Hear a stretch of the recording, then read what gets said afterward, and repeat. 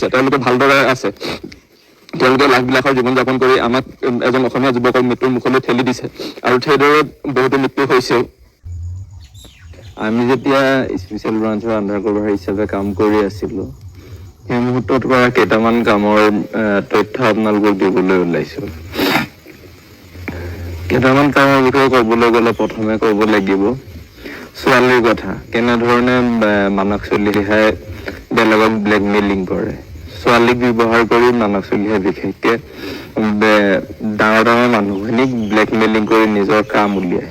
কিছুমান ছোৱালী গুৱাহাটীত পঢ়িবলৈ যায়, তেনেকুৱা ছোৱালীৰ কিছুমান মানে আৰ্থিক অসুবিধা থাকে, সেই তেনেকুৱা ছোৱালীবোৰক বিশেষকৈ বিচাৰি উলিয়াই সেই ছোৱালীবোৰৰ কোনোবা এজন ব্যক্তিৰ লগত নৈশ যাপন কৰিবলৈ দিয়ে আৰু সেই ছোৱালীজনীৰ লগত স্পাই কেম্প দি পঠিয়ায়, যাতে সেই সকলোবোৰ তথ্য মানস চলিহাই ৰাখি সেই ব্যক্তিজনক ব্লেকমেইলিং কৰিব পাৰে।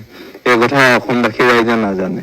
আৰু বিশেষকৈ এতিয়া অসমত হৈ আছে চুপাৰী কাম। চুপাৰী চিণ্ডিকেটৰ লগত মই সম্পূৰ্ণভাৱে জড়িত আছিলোঁ। চুপাৰীৰ লগত মোৰ চুপাৰী গাড়ী পাৰ কৰাই দিয়া কাম কৰিছিলোঁ। আমাক যিখিনি আমি আণ্ডাৰ কভাৰ হিচাপে কাম কৰি আছিলোঁ, প্ৰশাসনে আমাক আণ্ডাৰ কভাৰ হিচাপে নিযুক্তি দিয়াৰ পিছত আমাক কিছুমান কাম কৰিবলৈ দিছিলে।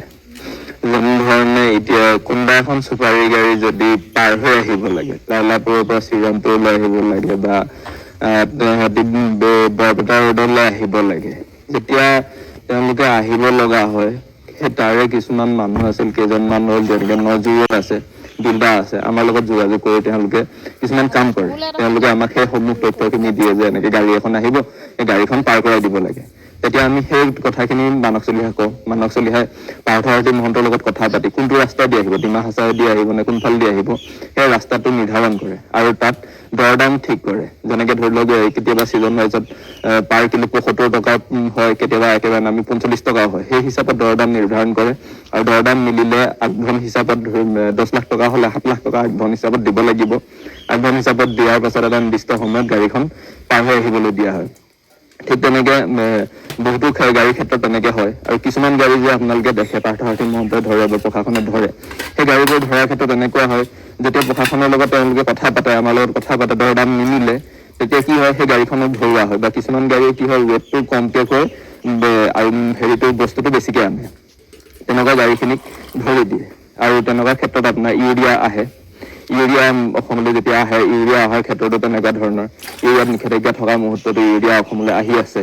ইউৰিয়া অহাৰ ক্ষেত্ৰতো একে মানস চলিহাই পাৰ্থসাৰথী মহন্তৰ লগত সকলো যোগাযোগ কৰি তেওঁলোকে আনে। আৰু ইয়াৰ পৰা যি FCI চাউল হয়, FCI চাউল বাহিৰলৈ পঠিওৱাৰ ক্ষেত্ৰত কোন মুহূৰ্তত পঠিয়াব, কেনেকৈ পঠিয়াব, কেনেকৈ যাব, এই ক্ষেত্ৰতো নজৰুল আৰু পাৰ্থসাৰথী মহন্ত আৰু মানস চলিহাই বিশেষভাৱে জড়িত আছে। তেওঁলোকে কোন ৰাস্তাৰে যাব, কেনেকৈ যাব, কোনফালে যাব, কাৰ ওচৰত যাব, সকলোখিনি তেওঁলোকে নিৰ্ধাৰণ কৰে। ঠিক তেনেকৈ মানস চলিহাই আৰু বিশেষকৈ যি বিলাতী চিগাৰেট হয়, যি বাহিৰৰ পৰা চিগাৰেট আহে, সেই চিগাৰেটৰ ক্ষেত্ৰত মেৰাপানীত মানস চলিহাই এখন ডাঙৰ মানে বজাৰ খুলি ৰাখিছে। হয়তো সময় অসমবাসী ৰাইজে নাজানে, মেৰাপানীবাসী ৰাইজে জানে। মেৰাপানীত এখন ডাঙৰ চিগাৰেটৰ বজাৰ খুলি থোৱা হৈছে। চিগাৰেটৰ বজাৰখনত বিলাতী চিগাৰেট তাত উপলব্ধ, মানে গাড়ীয়ে গাড়ীয়ে বিলাতী চিগাৰেট তাত সোমোৱাই। আৰু সেই চিগাৰেটখিনি সোমোৱাৰ লগে লগে কি হয়, কিছুমান গাড়ীৰ ক্ষেত্ৰত মই যেতিয়া আহিছিলোঁ আগষ্ট, ছেপ্টেম্বৰ, অক্টোবৰ, সেই মাহত প্ৰায় মাহটোত 30-40খন গাড়ী তেনেকৈ সোমায়। আৰু লাষ্ট মুহূৰ্তত মই অহাৰ আগে আগে 3খন গাড়ী সোমাইছে। তেনেকুৱাখিনি মানে বিলাতী চিগাৰেটৰ গাড়ীখিনি মানস চলিহাই তাত সোমাই পিনে নিজে চলাই ৰাখিছে। আৰু এটা কথা কৈ থওঁ, মোক মানস বৰগোহাঁই বুলি ক'লে হয়তো বহুতে চিনি নাপাবও পাৰে, কাৰণ আমাক মানস চলিহাহঁতে এটা কৰিডৰ দিছিলে প্ৰশাসনৰ ফালৰ পৰা। মোৰ নামটো হৈছিলে মন্টু আৰু মোৰ যি ঘৰৰ ঠিকনা হয়, মোক ডিব্ৰুগড় বুলি ক'বলৈ দিছিলে। ঠিক তেনেধৰণে ময়ো কৈছিলোঁ আৰু সেই ঠিক যিধৰণে মোক ক'ব দিয়ে সেইমতে কৈ, আৰু সেইমতে মই মানুহৰ পৰা যিখিনি কাম কৰিবলৈ দিয়ে, টকা পইচা লোৱাৰ পৰা সকলোখিনি কৰিছিলোঁ। ঠিক তেনেকৈ কয়লাৰ কামৰ ক্ষেত্ৰতো যেতিয়া কয়লাৰ ডিপু ওলাইছিলে, তেতিয়া মানস চলিহাই কয়লাৰ কাম যেতিয়া কৰিবলৈ দিছিলে, ঠিক তেনেকৈ মোক বহুতো মানুহে মন্টু বুলিয়ে চিনি পাইছিলে আৰু ঘৰ ডিব্ৰুগড় বুলিয়ে জানিছিলে। ঠিক তেনেকৈ মানস চলিহাৰ যি কাম কৰিছিলে তাৰ লগত ময়ো প্ৰত্যক্ষভাৱে জড়িত হৈ আছিলোঁ। বোলে অকলে তেখেতে কৰিছিলে সেই নহয়, আণ্ডাৰ কভাৰ হিচাপত আমাক নিয়োগ কৰাৰ পাছৰে পৰা তেনেকুৱা কামত আমাক বিশেষভাৱে আমাক জড়িত কৰি বিশেষ কিছুমান কাম কৰিবলৈ দিছিলে। আৰু সকলো কাম মানস চলিহা অকলে নহয়, মানস চলিহাৰ লগত পাৰ্থসাৰথী মহন্তৰ পৰা লৈ ডিজিপিৰ পৰা সকলোখিনি জড়িত হৈ আছিলে। প্ৰশাসনিক বিষয়াৰ তত্বাৱধানত এইখিনি কাম চলি আছিলে। আৰু সেই প্ৰশাসনিক বিষয়াই কোৱাৰ মতে যি ধৰণে ডিজিপি পাৰ্থসাৰথী মহন্তই ডিজাইন বনাইছিলে সেইমতে মানস চলিহাই মোক থবলৈ ধৈৰ্য আৰু প্ৰণদীপ গগৈক পঠাইছিলে। প্ৰণদীপ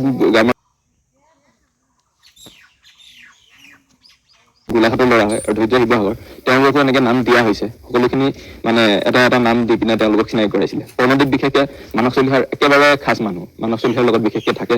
মানস চলিহাৰ লগত প্ৰায় ইফালে সিফালে যোৱা মেলা সকলো কামৰ ক্ষেত্ৰত, যিখিনি কামত হয়তো ময়ো জড়িত নহয় সেই কামতো প্ৰণদীপ বিশেষভাৱে জড়িত আছে।